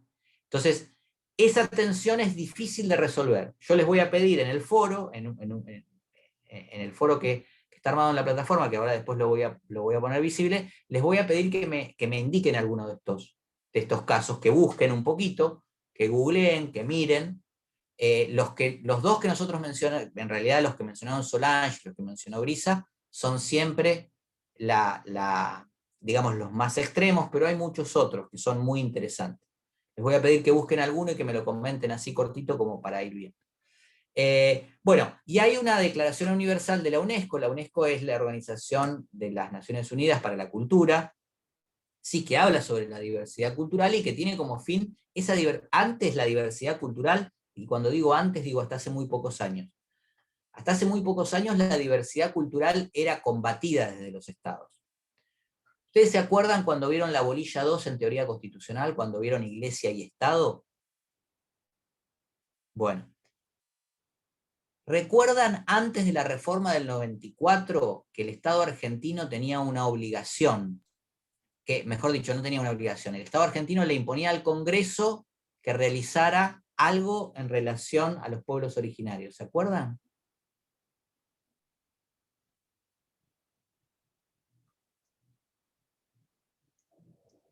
No importa, se los digo yo. Ah, Rafael, sí, ¿te acordás? No. ¿Manuel? El No, no, reconocimiento perdón. Anterior a la reforma del 94. Perdón. ¿Puede El ser de Congreso... despojarlos? ¿Cómo? ¿Despojarlos de sus tierras? No, despojarlos no, pero decía que el Congreso tenía que dictar legislación para convertir a los indios al catolicismo. ¿Sí? Esto rigió en Argentina hasta 1994. Ya sé que muchos de ustedes no habían nacido en 1994, pero para nosotros, si es ayer nomás el siglo XIX, imagínense que 1994 es, nada, hace 30 segundos, históricamente.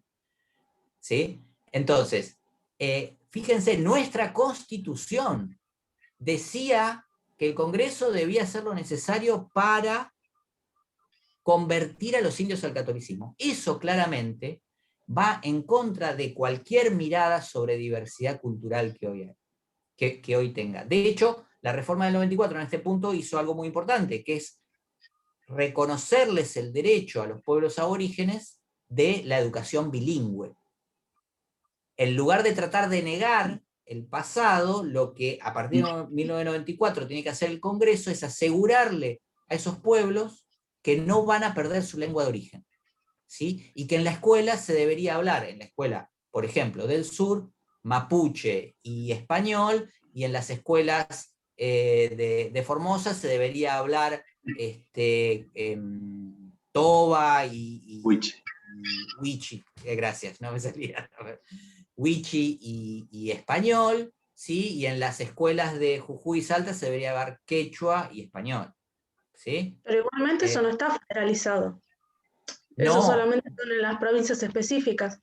Porque yo lo que exacto. pensaba es, por ejemplo, en el caso de Nueva Zelanda con la Los cultura maorí. maoríes. Exacto. Que claramente ellos son partícipes de la sociedad, están integrados, pero en todo el país se habla maorí. Que ese es Tal el cual. caso, digamos, positivo. Exacto. Y está buenísimo, Marina, lo que decís, porque es muy interesante para compararlo con lo que pasa en Australia. Hoy, en Australia, las diferencias que hay entre los australianos de origen blanco, por llamarlo de alguna manera, y los australianos de origen aborigen son increíbles, pero increíbles a la luz, si quieren después googleenlo, mírenlo, son increíbles a la luz del siglo XXI en una nación, digamos,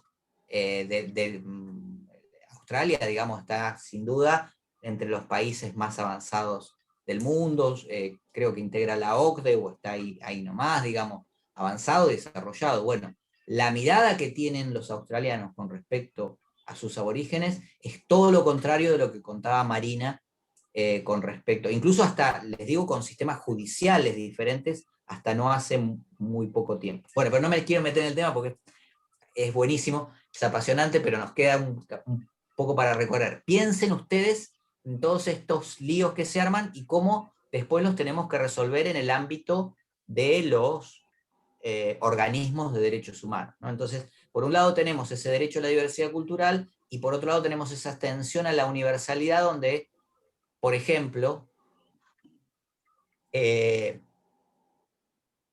las naciones poderosas no aceptan en general de buen grado otras miradas sobre su forma de entender los derechos humanos, ¿sí?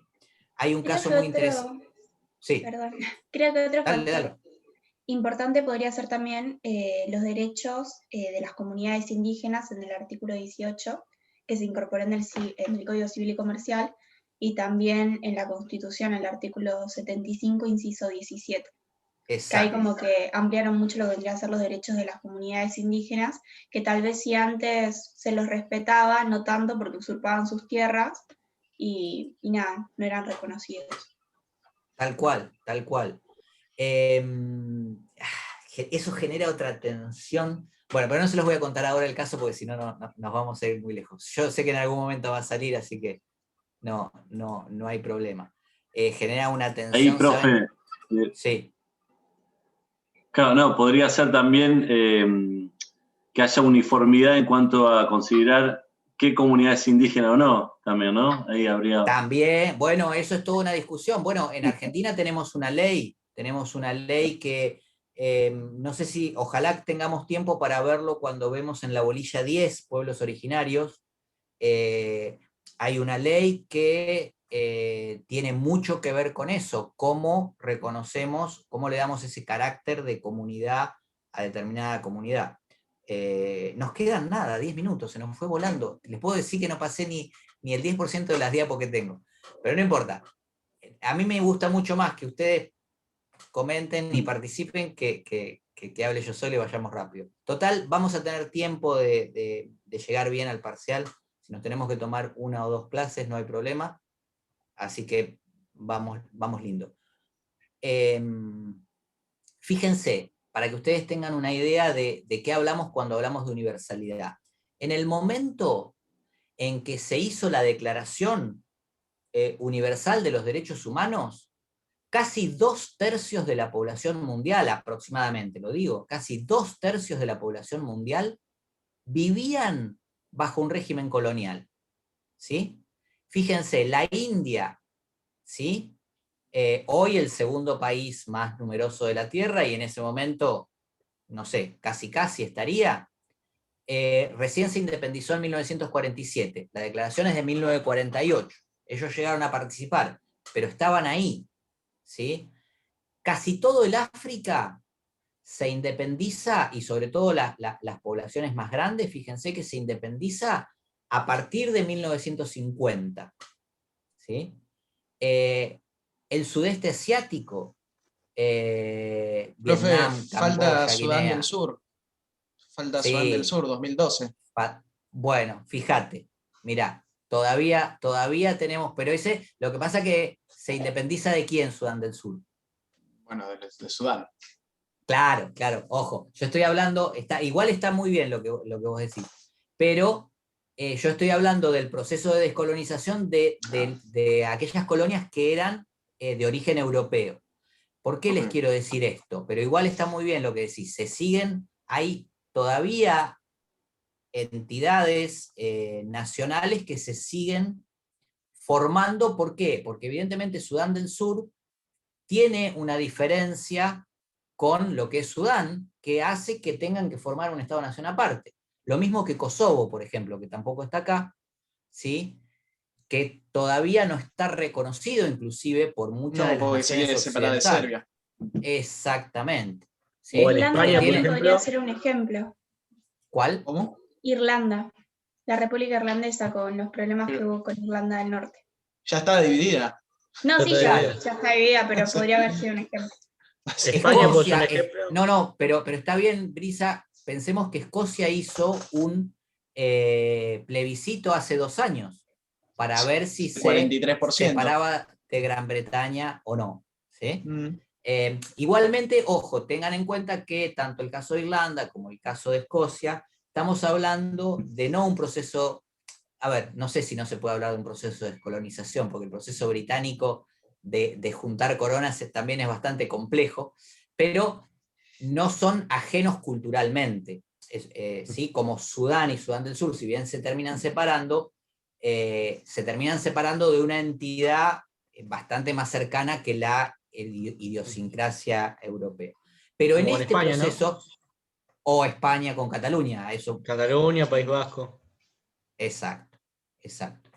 Pero fíjense que lo que les quiero decir es que hablaban de una declaración universal que les reconocía la facultad de elegir autoridades políticas, por ejemplo, como reconoce la Declaración Universal de los Derechos Humanos, a 2/3 partes de la humanidad que vivían bajo un régimen colonial, y que no solo vivían bajo un régimen colonial, que cuando se quisieron independizar, lo tuvieron que hacer a través de guerras, y de guerras súper cruentas. Obviamente, la primera que nos sale es la de Vietnam, pero la guerra de Argelia fue, de alguna manera, digamos, el proceso más cruento de independencia de un país, y los franceses, fíjense, fueron los que proclamaron la primera declaración de los derechos y deberes de los derechos y deberes del hombre y del ciudadano en 1789, diciendo que los hombres son libres e iguales y que tienen que formar su propia entidad política. Y en Argelia no lo practicaron nunca. Pero no lo practicaron nunca en el siglo XVIII cuando proclamaron. No. Ya en pleno siglo XX, en la década del 60 del siglo XX, le seguían negando a los argelinos esa facultad. ¿Sí? Digo, para que piensen que lo complejo que es reconocer efectivamente y efectivizar esos derechos humanos. ¿Por qué Francia no se desprendía de Argelia? Bueno, claramente por intereses económicos fuertísimos. Intereses económicos llevan a intereses políticos y sociales. ¿Sí? Pero la norma era clara, que ellos habían proclamado más de un siglo antes. ¿Sí? Todos los hombres nacen libres e iguales. ¿Y por qué los argelinos tienen que aguantarse que una autoridad francesa les diga qué tiene que hacer y qué no tiene que hacer en su propio territorio? ¿Sí? Bueno, ¿por qué les digo esto? Porque la universalidad que se adoptó en 1948 era una universalidad renga, porque tenía solo la mirada de aquellos países que habían votado esa declaración y que eran básicamente los países europeos más el bloque latinoamericano, que de alguna manera somos un reflejo de esa ideología europea, que nos habíamos independizado, digamos, un siglo antes. Por eso podíamos votar, más algún otro país, ¿sí? Pero era renga porque cuando se independizó, no sé, por decir Nigeria, Camerún, Tailandia, ellos llegan al ámbito ONU y llegan con una declaración universal de los derechos humanos y ellos dicen, bueno, pero pará, yo no la discutí. Es universal, y si yo tengo otra visión, ¿cómo hacemos? Bueno, se las hago corta porque se nos va el tiempo. Esta es la idea, esta es la visión para que tengan una idea. ¿Sí? El cambio fundamental o el cambio más interesante se dio en 1993. En 1948 se toma la Declaración Universal de los Derechos Humanos y había 58 países en la ONU. En 1993 se hace en Viena digamos, una nueva declaración y programa de acción para refrescar la declaración y lo que tienen que hacer los estados en materia de derechos humanos. ¿Por qué es importante 1993? ¿Qué había pasado 2 años antes?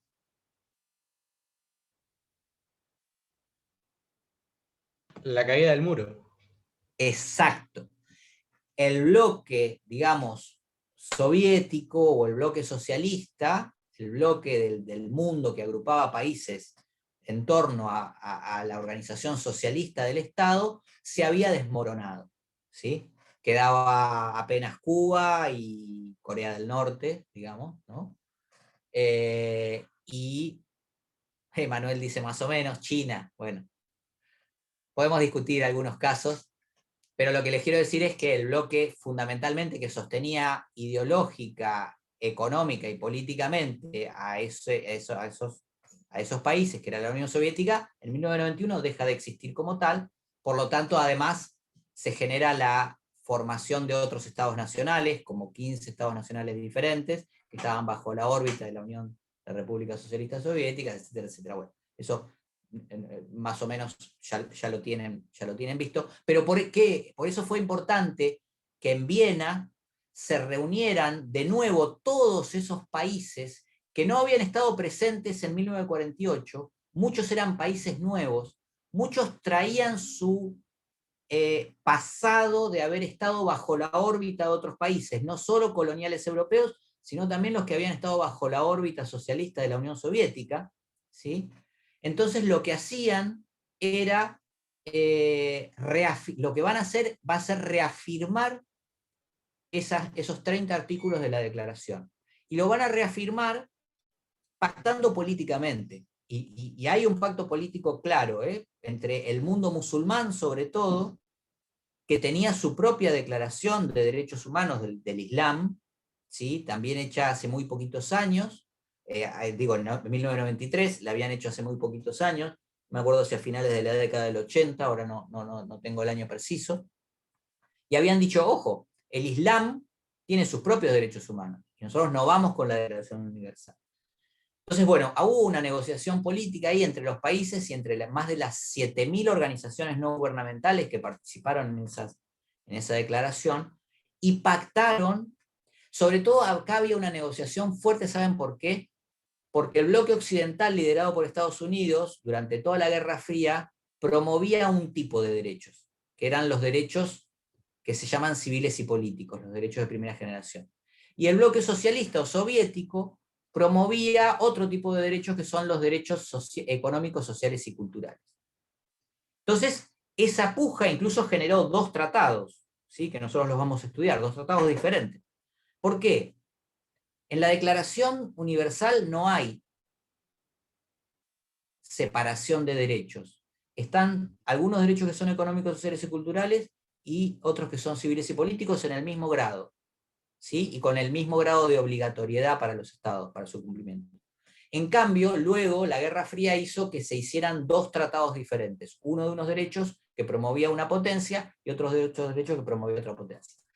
En 1993, con el fin de este mundo bipolar, ¿sí? Y el nacimiento de un mundo multipolar, lo que se hizo fue esta declaración que básicamente dice 2 cosas importantes, ¿sí? Bueno, primero que los estados, todos ahora, todos los que están ahí, 171 estados en ese momento, y de muchos orígenes, están los estados de, obviamente, los orientales, están los estados musulmanes, están, obviamente, los estados occidentales, están los nuevos estados africanos, ¿sí? Están todos, y se comprometen, fíjense, a, lo señalo acá, el carácter, perdón, lo iba a señalar y se me fue. Acá está. El carácter universal de esos derechos y libertades no admite dudas. En este contexto es esencial para el fortalecimiento de la cooperación internacional, y dice, los derechos humanos y las libertades fundamentales son patrimonio innato de todos los seres humanos, su promoción y protección es responsabilidad de los gobiernos. Esto es lo que les decía antes, ¿sí? Los gobiernos tienen una especial obligación en proteger y promocionar esos derechos. Ahora, lo más importante lo dice en el artículo 5, y con esto vamos a terminar la clase de hoy, que se refiere a las características principales o fundamentales, que son universalidad, indivisibilidad e interdependencia, ¿sí? Y esto, digamos, que proclama esta declaración, fíjense, es claro sobre todo para superar esa división entre derechos de un tipo y derechos de otro. Entonces dice, todos los derechos humanos, fíjense que no hace distinción, todos los derechos humanos son universales, indivisibles e interdependientes. Universales ya vimos lo que quiere decir. Son para todas las personas, y para todas las personas deben tener un contenido similar, mínimo. ¿Qué quiere decir indivisibles? Bueno, indivisible es que ese bloque de derechos no podemos reconocer unos derechos y otros no. No le podemos reconocer el derecho a la vida, pero no el derecho a la libertad de expresión. No le podemos reconocer el derecho a un debido proceso, pero no el derecho a un salario justo. ¿Sí? No importa la categoría de esos derechos, son un bloque, son indivisibles, y los estados deben promocionar y proteger todos. Y la otra característica, que es más obvia me parece, aunque no tanto, son interdependientes. ¿Estos saben dónde, se imaginan qué quiere decir que sean interdependientes? Que todos están relacionados entre sí. Exactamente, como dice ahí, están relacionados entre sí. ¿Y qué quiere decir eso? finalmente, digamos. Que como unos siempre van a depender de otros, no podés dejarlos a un lado, como hablábamos también con indivisibilidad. Bien, y que si unos van a depender de otro, ¿qué pasa si uno de esos derechos es violado? Se violarían todos, daría lugar a que se violen todos los derechos en general. O por lo menos varios. Exacto. Entonces, esa es la característica interesante de la interdependencia. Lo que está diciendo ahí la declaración es decir, mirá, si vos me violás el derecho a la vida, porque me matás arbitrariamente, obviamente me estás además violando el derecho a un debido proceso, a la libertad de expresión, a la salud, obviamente, porque si no me respetas la vida, menos aún la salud, ¿sí? A la integración familiar, porque mi familia se va a ver privada de mí. Bueno, en mi caso sería fantástico, estarían contentos por ahí de no tener que aguantarme a esta hora de la noche dando una clase por Zoom en casa, pero bueno, no importa. En otro caso puede ser que sea una deuda para la familia, digamos, un menoscabo para la familia, para la integridad económica de la familia, porque si el que es muerto es quien provee los bienes para que esa familia pueda subsistir, se van a quedar sin ese sustento. Miren todo lo que implica la violación de un derecho. Por ahí es muy obvio porque es el derecho a la vida, ¿no? Pero en el caso de que se me ponga en prisión arbitrariamente, que no se me respete el derecho a un debido proceso y a la libertad individual, también se ven violados todos estos derechos. Por ejemplo, el derecho a la salud, porque voy a estar posiblemente en condiciones malas de detención y se va a ver deteriorada mi salud. El derecho a la educación, si era un caso como ustedes, si estaban en la universidad y estaban estudiando. El derecho a la integración familiar, porque no van a poder convivir con su familia.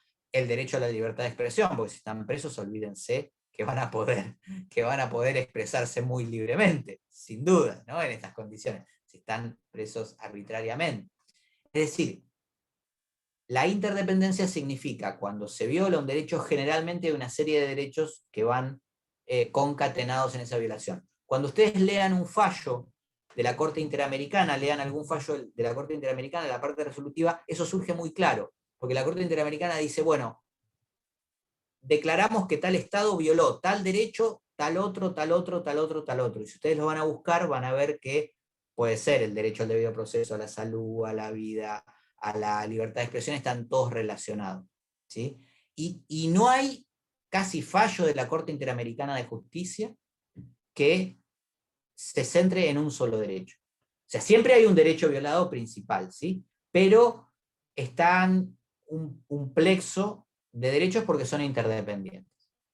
Y fíjense, dice, la comunidad internacional debe tratar los derechos humanos en forma global, esto para superar esa división de las que le hablé, y de manera justa y equitativa, en pie de igualdad, y dándoles a todos el mismo peso. Esto también es muy importante, insisto, porque venimos de tratar de superar esa idea de que es más importante el derecho a la libertad de expresión que el derecho a un salario justo. Bueno, lo que está diciendo acá la Declaración de Viena es, no señor, todos los derechos son importantes porque si no, no los tendríamos en el catálogo de derechos humanos, ¿sí? Así que respételos a todos por igual. Bueno, y también hay un respeto a la diversidad cultural. Fíjense que deben tener en cuenta las particularidades nacionales y regionales, así como los diversos patrimonios históricos, culturales y religiosos. Pero, fíjense que lo advierte, sean cuales fueran los sistemas políticos, económicos y culturales, igual el Estado tiene el deber de promover y proteger estos derechos. Insisto, ¿cuál es la importancia de esta declaración? Este artículo, porque habla de universalidad, interdependencia, indivisibilidad y que todos los derechos humanos que están en ese catálogo tienen el mismo peso. Pero además tiene la importancia de que se sumaron todas las culturas ya que estaban, que podían cuestionar de alguna manera la universalidad renga de 1948. En 1993 fueron, insisto, los hindúes, los musulmanes, los musulmanes de diferentes orientaciones, porque nosotros englobamos a los musulmanes como si fueran una única cultura y tienen visiones diferentes y líneas religiosas diferentes, como tenemos los cristianos. ¿Sí? Los cristianos tenemos a los católicos apostólicos romanos, tenemos a los de origen protestante, tenemos a diferentes iglesias que responden a esa idea. Entonces, todos las grandes visiones estaban contempladas ahí, e incluso las de las minorías étnicas, fundamentalmente a través de las ONG que promovían esta idea de diversidad cultural de los pueblos aborígenes del mundo. Entonces, bueno, ese es el valor. La universalidad hoy, hay una parte que yo les quiero contar ya en la clase pasada, que tiene que ver con esto que propone este pensador portugués, que después les voy a contar quién es, que cambia un poquito la idea de cómo se vieron la universalidad de los derechos humanos hasta ahora, pero bueno, ya no vamos a tener tiempo. La idea es que a partir de 1993 se empieza a resignificar esta idea, y no se terminó, o sea, es muy fresco esto, es muy nuevo y hay que trabajarla, hay que seguir trabajándola para lograr efectivamente que los estados promuevan y protejan esos derechos humanos en un pie de igualdad, todos, ¿sí? Profe, El del voto, sí. otro ejemplo que se me ocurrió respecto a la igualdad es sobre los reos en lo que vendría a ser las prisiones, porque acabo de leer el artículo 12 del Código Penal y ya a los 3 años de estar en reclusión se los inhabilita completamente y no se les permite facultades como las que vendrían a ser el voto, y eso creo que es sumamente cuestionable, porque si supuestamente las cárceles es el último recurso y es un sistema como para rehabilitar a las personas, ¿por qué de esta manera se los estaría prohibiendo, no? Creo que eso Bueno, es otra cosa. ya tenés Brisa, ya tenés un tema de investigación que te va a servir para derechos humanos y para penal. Manuel se ríe. Acá el que habla, no, al contrario, hablen, no se asusten. No, tal cual, Brisa. De hecho, la Corte ha declarado inconstitucional el artículo 12 respecto a ese punto. Así que mirá si no tenés visión para encontrar conflictos de derechos. Y sí, lógicamente, porque que uno esté cumpliendo una pena de prisión no tiene por qué inhabilitarlo políticamente para ejercer su decisión como ciudadano, porque sigue siendo ciudadano. ¿Sí? Es que también no solamente eso, sino que va en contra de todos los principios que supuestamente busca el sistema penitenciario. Lo que quieren es rehabilitar a la persona en la sociedad, supuestamente, y cómo van a rehabilitar a alguien si directamente ya le están prohibiendo ejercer sus derechos. Tal cual. Bueno, pero esto que vos lo notás, afortunadamente, y me alegro muchísimo, se tuvo que trabajar desde una esfera del campo de los derechos humanos, desde algo que se llama litigio estructural. No sé si ustedes han tenido la posibilidad de escuchar esa noción, pero hace muchos años, casi les diría, yo no sé si 15 o 10 años, 15 me parece, una ONG, la Asociación de Derecho Civil, ¿sí? Que es una ONG muy grande, con sede en Buenos Aires, Argentina, comenzó a trabajar este tema y generó acciones judiciales para lograr que se declarara la inconstitucionalidad. Primero, de la negativa al voto para los procesados, porque los procesados tampoco podían votar, los procesados que estaban con prisión preventiva, no tenían condena firme, pero estaban con prisión preventiva, estaban procesados, aún no eran condenados, no podían votar. Primero logró, ¿sí?, que se declarara inconstitucional la norma de la ley de ejecución penal, no del Código Penal, que les impedía el voto. Y después fue por el artículo 12, y hoy, digamos, afortunadamente, la justicia electoral tiene que en todas las cárceles del país poner mesas para las elecciones generales en nuestro país, porque se logró, digamos, que en este caso no fue un fallo de la Corte, creo que fue un fallo de la Cámara Nacional Electoral, no fue necesario que llegara a la Corte, que declarara la inconstitucionalidad de este artículo. Entonces, fíjense, para cerrar la clase, si quieren, después si ustedes tienen algún comentario lo suman, por lo menos lo que dice Brisa. Yo empecé diciendo que los derechos se generan a partir de una de las luchas puntuales por lograr revertir injusticias, y acá les Brisa nos trae un ejemplo de cómo había una notoria injusticia, un notorio incumplimiento de lo que indica la normativa internacional y nacional en materia de derechos humanos, y eso se logró revertirlo a fuerza de reclamar, en este caso en el Poder Judicial, ¿no? Que es quien tiene la interpretación final, en nuestro caso, de cuando hay incumplimiento de derechos. Así que me parece que es un cierre fantástico para hoy. Igual si alguien quiere decir algo más, todo suyo. Micrófono, chat, lo que quieran.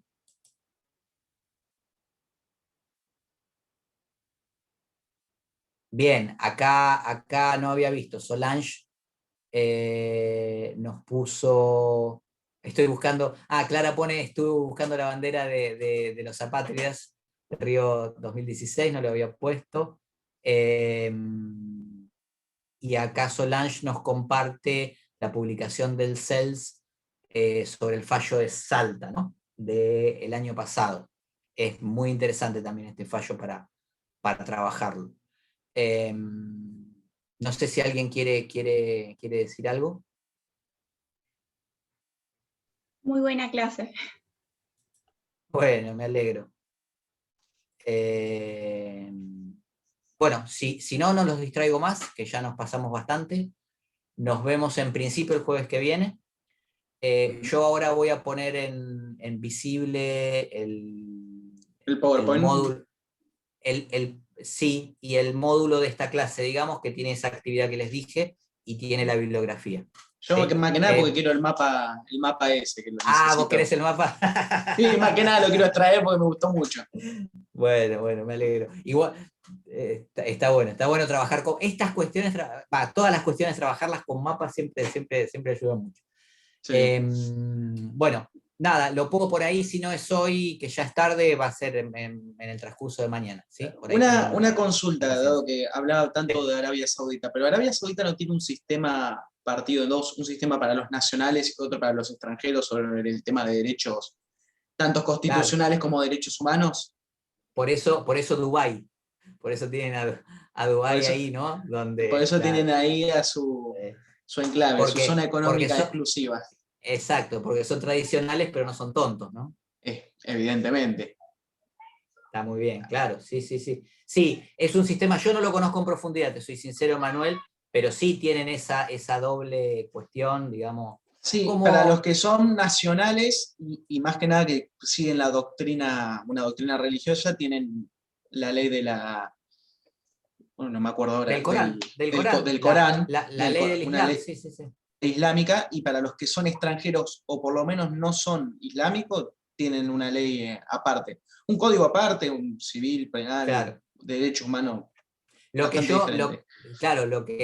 me parece que ahí no tienen los nacidos en Arabia Saudita la posibilidad de elegir si van a ser islámicos o si no van a ser islámicos. Ese es el problema, me parece. Esa decisión no la tienen por ahora. Bueno, y nunca. Ahí fíjate que habría un principio básico que para nosotros es central, que es el principio de libertad religiosa, que nosotros lo tenemos consagrado ya en 1853 en el artículo 14 de nuestra Constitución. Sí. Pero que está consagrado obviamente en la Declaración Aunque a una Universal. opinión personal no llegó a concretarse hasta después del 94. Sí. Por un tema del binomio presidencial. Es, sin duda. Pero individualmente nadie estaba obligado a escribir a ninguna religión.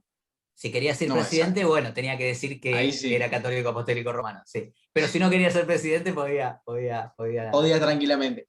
No, igual una de las imágenes más recordando de ese tema fueron las de Menem cuando recibió a los Juan Pablo II, que tuvo que orar hasta inclusive. Tal cual. Bueno, el ejemplo que vos traes es muy, muy interesante porque en el primer mandato presidencial Menem tenía que declararse católico apostólico romano. No reunía las condiciones constitucionales para ejercer el cargo. Y bueno, obviamente que lo tuvo que hacer, ¿no?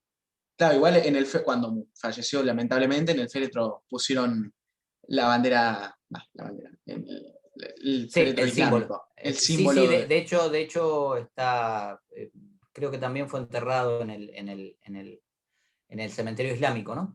Sí, sí, exacto. No me acuerdo la localidad ahora. Pero bueno, reconozcamos también que Menem era un hombre amplio. Me parece que podía tener varias religiones. No, no hablemos especialmente de la persona, sino del contexto en el cual digo, pero lo asumió. digo, pero lo digo, ojo, lo digo en serio. Lo digo en broma y en serio. Sí. Hay muchas personas que recogen muchos pensamientos de diferentes religiones, ¿sí? Claro. Sin necesidad de ascribir ortodoxamente a una. Entonces, bueno, yo creo que por ahí, en este caso, el expresidente más estaba por ese lado que no, pero es una opinión personal, no. Opinión personal. Exacto, opinión personal nada más. Exacto. Para discutir después de clase en el café. No lo podemos No hay hacer problema. virtualmente, pero No hay problema, esperemos usted lo que tengo pronto más o menos cerca. Usted es el decano de la Atlántida, así que. Bueno. Yo soy de ¿Estás por Santa ahí? Teresita. Bueno, ni hablar. Así que en un café nos vamos a juntar. Muy bien, muy bien. Bueno, gente, nos despedimos por ahora. Un beso, profe. Muchas gracias. Chao, gracias. Chao, gracias. Chao. Chao, profe, gracias.